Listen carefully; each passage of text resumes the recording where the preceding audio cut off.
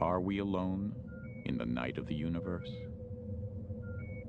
Is anybody out there pondering the same mystery?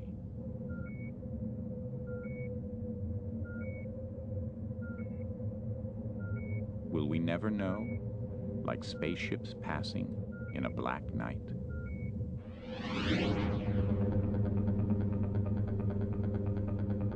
Or could it be their craft are already hurtling toward planet Earth?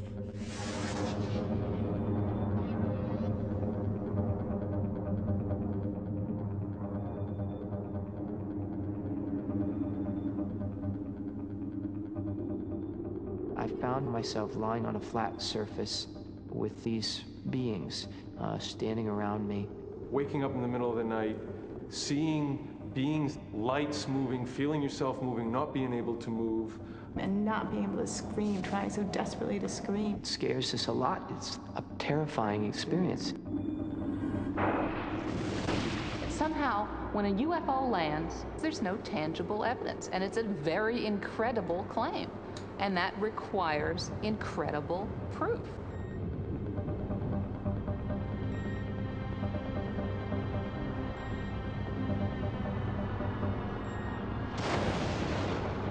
We actually know a great deal about what's required to travel across space at high speed.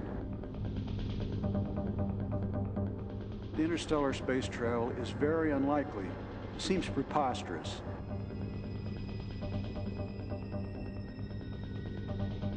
We should not, therefore, expect extraterrestrials to visit us.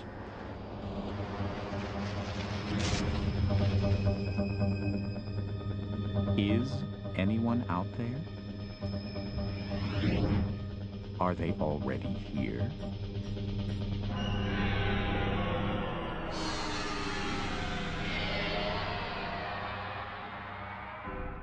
What usually happens is that a light begins to shine in the rooms, and then there's this humming noise, and I may see figures, creatures, beings, a small, sort of slender body with very long arms, but the main thing that I remember was this just very large, angular head and these tremendously powerful, huge black eyes. Thousands of people report terrifying visitations by unearthly beings. But now they aren't the only ones to set their gaze on extraterrestrials.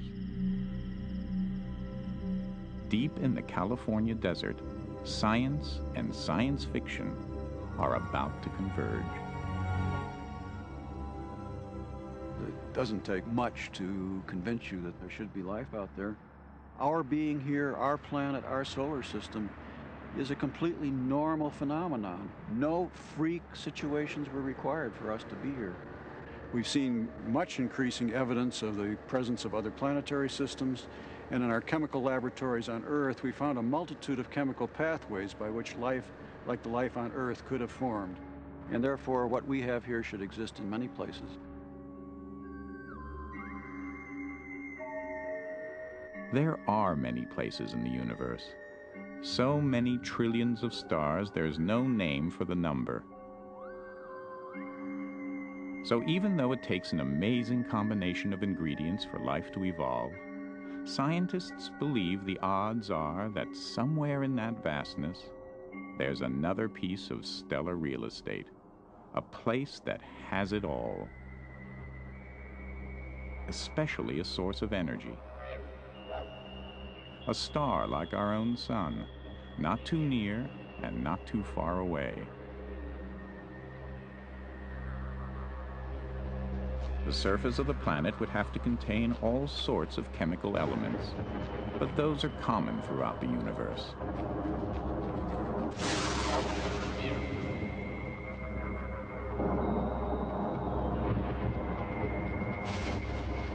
The waters of a rich primordial soup, charged with high doses of energy, would fuse organic molecules into the precursors of living cells.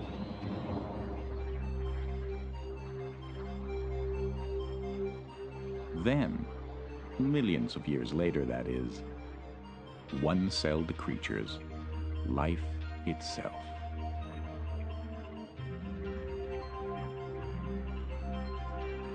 On a very few planets, about 10,000 is a conservative estimate, life might actually take hold and thrive. From there, it's a short leap to intelligent beings, and eventually, the invention of radio. Astronomers say intelligent creatures would discover radio waves and use them to communicate, just as we did. And that's how we could discover them.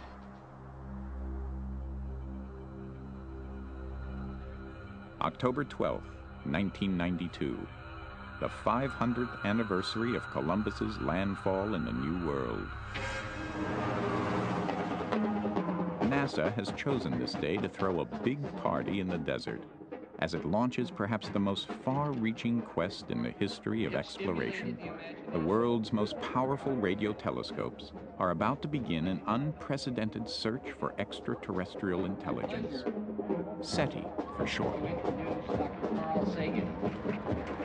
SETI astronomers will be listening to deep space with some of the most intricate hardware ever engineered, and with as much zeal and curiosity as any UFO buff.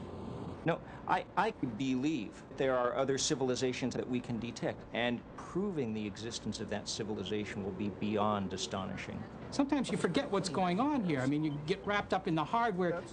All of that is very interesting, but it's easy to lose sight of the big picture. What you're really trying to do is to revolutionize the way mankind thinks about his place in the universe, and one shouldn't lose sight of it. Or her place. Or her place. Actually, can you imagine what it would be like to actually know that there was another race of creatures somewhere else? It would force us to see ourselves as one humanity. If we find that we are not alone, that will change Western civilization in a very fundamental way, the way Copernicus did. Will tell us that it would surely comprise the greatest discovery in the history of science. SETI telescopes will hear mostly static, the natural noise of the cosmos. What they're listening for is a needle in a cosmic haystack, a distinct signal amid the noise. For all the high-end gear, SETI comes down to searching for a good station on the radio, a tuner with billions of channels on its dial. You tune your ordinary radio dial, it might take you a minute to go through the whole dial, and there's a possibility of 25, 50 stations there. But we've got billions of channels to check, not 25 or 50. And for us to go over and tune the radio dial, it would take thousands of years if we did it one channel at a time.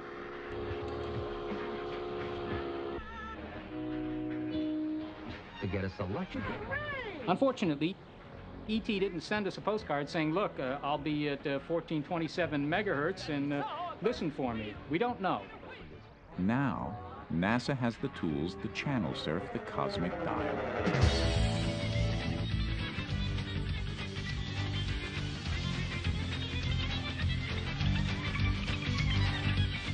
Scientists believe that's how we'll find them. But some people say they have already found us. It was really a traumatic experience. Rusty Hudson is a writer from New York. He leads an utterly normal life, except for one thing. I was turning back to face the light, and instantaneously I was gone from that room and was like outside amongst the trees and looking up and seeing one of these creatures as being this. It's ludicrous, it's crazy, and yet here we are. Here's this pile of experience of sane, normal people from all over the world reporting the same stuff.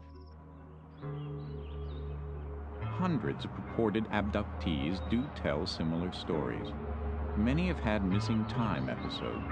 One moment they're at one place, the next at another. And they have no idea what happened in between. It does sound crazy. Immediately following this experience, I began having nightmares. This homemaker from New about Jersey this doesn't night, want her name this day. revealed. Her experience occurred My in the early companion began 70s. suffering from anxiety attacks, and he had to be hospitalized once. But still, we couldn't figure out what happened to us. It's a beautiful summer day. We just had a very nice weekend at the Jersey Shore. So we were both in very good and happy moods. And we were just chit-chatting. The radio was playing. In Tennessee today, the king, Elvis Presley, was hospitalized for recurrent... And the next thing we know, it's dark.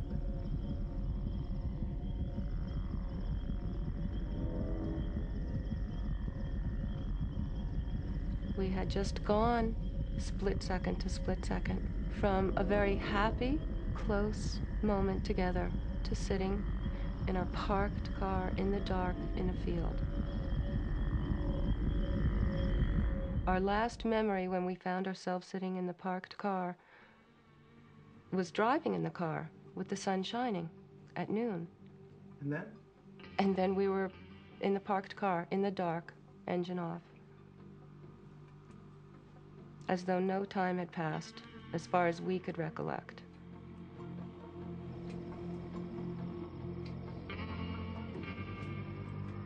Under hypnosis, I could see clearly driving up to a large round craft, and some beings escorted me into this craft. I recall 4 or 5 of these beings. I don't know what they were doing, but it was petrifying and real.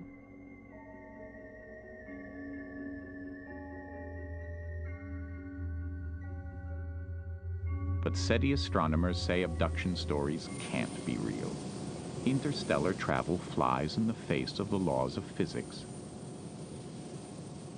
Well, there's a simple matter of moving matter, mass, stuff at huge velocities over the vast distances between the stars. A simple probe, even to the nearest star, it may take 100 or 200 or 300 years. From a physicist's point of view, that's damned incredible. And why have they gone to this rather extraordinary method of sending spacecraft, which nobody but unconfirmable reports can find, and not bothered to send us a simple radio message that half the receivers on Earth could pick up?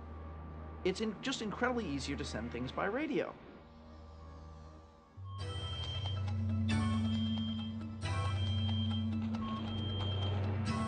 The search for extraterrestrial intelligence was founded more than 30 years ago by the astronomer Frank Drake.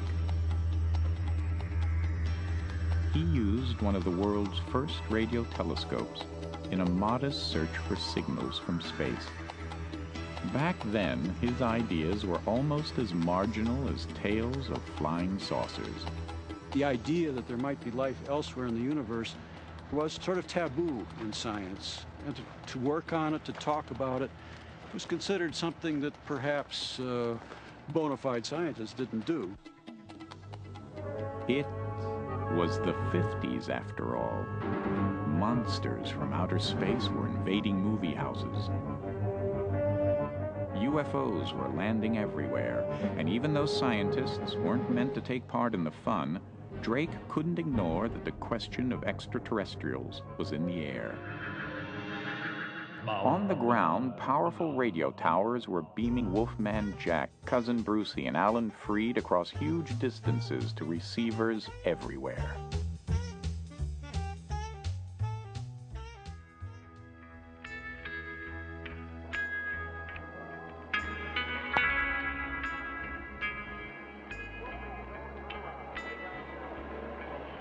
Frank Drake might have wondered. A Buick LeSabre could easily pick up Elvis.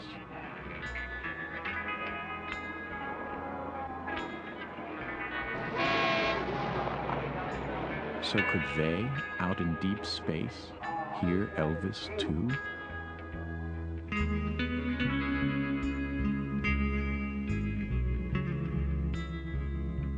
He realized the only thing fast enough to travel between hugely distant civilizations was radio, not rockets.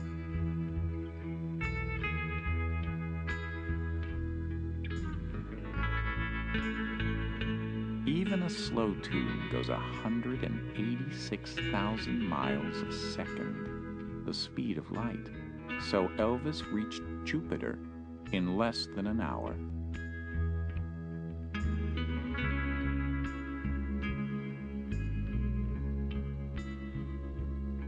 Somewhere near the stars Castor and Pollux, 200 trillion miles away, there may be a planet where Elvis lives, amid radio-listening beings. The King would be reaching them right about now. The space probe Voyager would need 700,000 years to catch up. And that is why Frank Drake says we'll never meet ETs. My hunch, and of course I'm only guessing, is that we will never really meet them. Not in person. We will talk to them, we will know everything about them, just as we learn about other cultures through television. But I think a direct contact is very unlikely.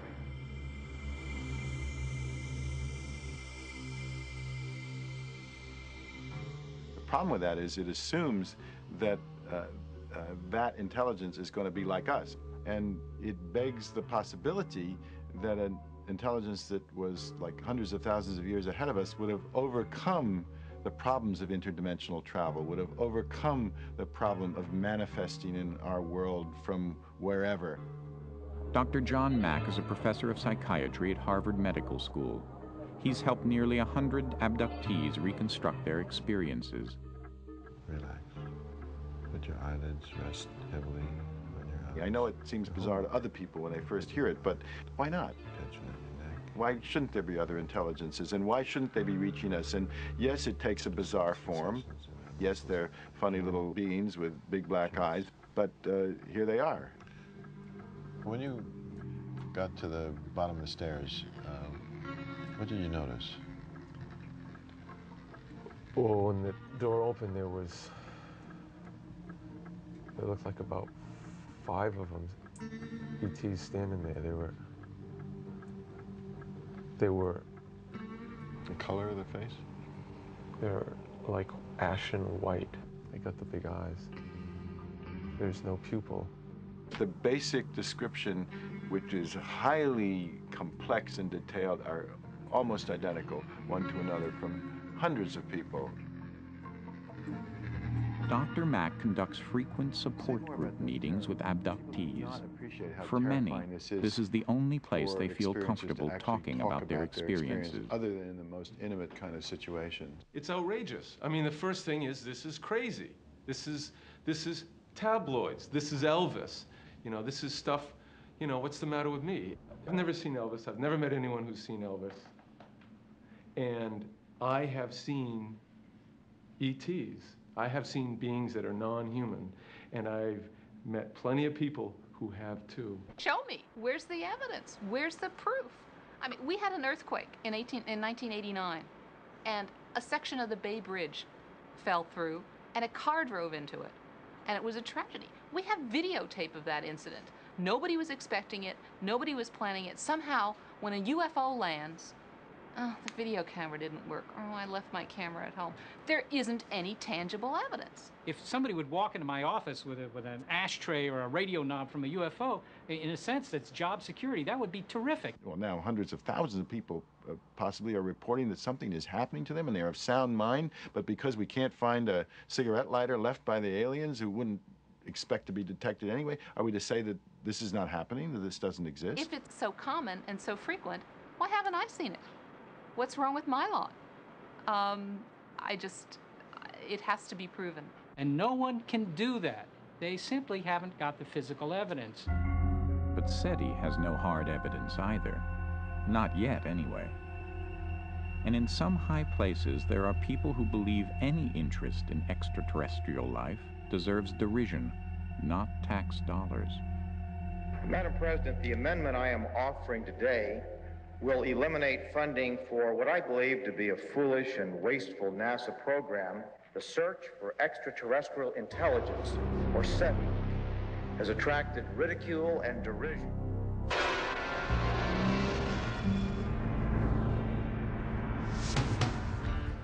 On October 1st, 1993, less than a year after the beginning of the Sky Survey, SETI was dead.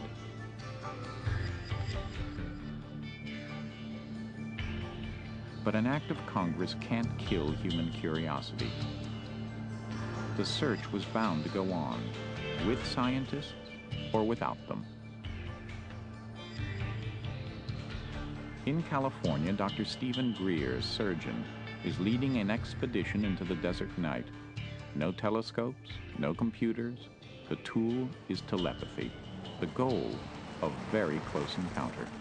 A close encounter of the fifth kind is a significant new category because it's the first category where humans are making an initiative to contact and interact with these objects. And that's, I think, very significant. I mean, after all, this is our home planet. If these are visitors from other planetary systems, I think it would behoove the citizens of this planet to find a way of saying, welcome here. And take something, I don't care if it's a flashlight, and try to signal to it and try to get it to land and try to interact with it, if they, of course, have the courage and the will to do so.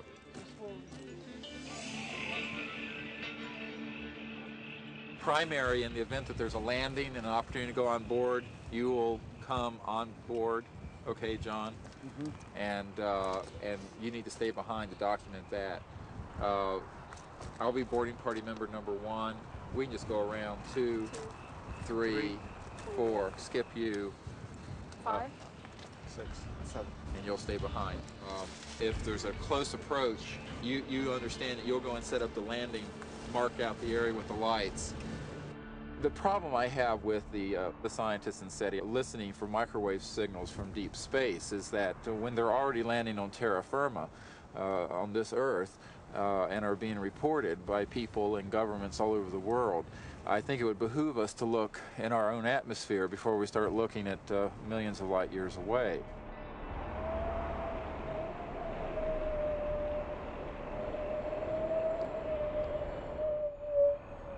I do think that in the next 2 to 5 years that we will have a landing and that we will go on board. I've made plans for this. Quite frankly, have transferred all my assets to my wife's name. My children are aware of this. It's something that I have taken a great deal of time to plan.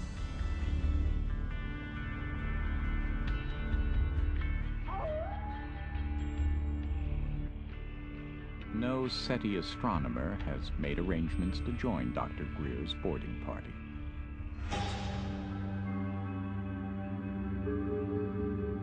But the scientists do have plans of their own.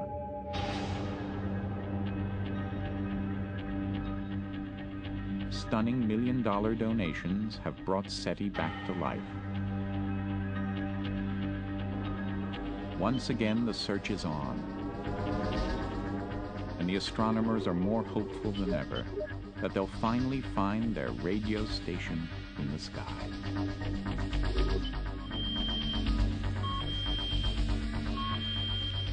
First time you make the detection, you say, well, this might be interesting, but we've had 8,000 or 25,000 interference signals. Why should this one be any different?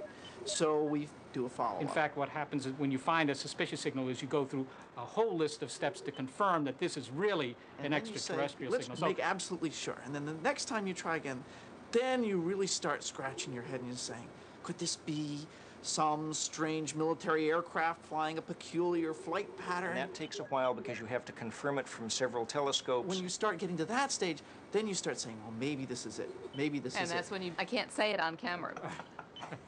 I mean, the words are really, holy shit, right? I mean, that's what it's going to feel like. That would be the discovery of the millennium, that's for sure. I mean, the next one as well. I think there's probably a lot of intelligence in the universe. I honestly do think we'll find something. I don't know if it'll be in the next 5 years, or maybe not even in the next 10 years. But In my gut, I'm willing to bet anybody will find something in the next 10 years.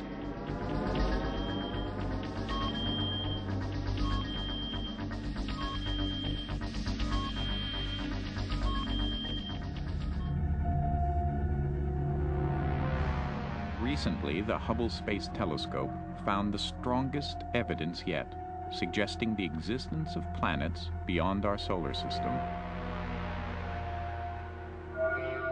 Are we alone in the night of the universe?